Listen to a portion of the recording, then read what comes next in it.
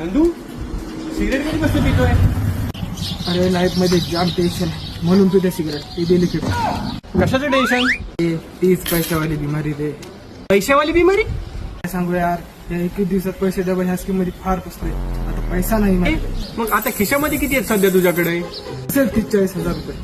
Fraud double scheme मध्ये पैसे गुंतवण्यासाठी तुझ्याकडे पैसे आहेत, परत एखाद्या कंपनीचे चांगले स्टॉक्स विकत घेण्यासाठी तुझ्याकडे पैसे नाही आहेत का? हा भांड्या मारतोय.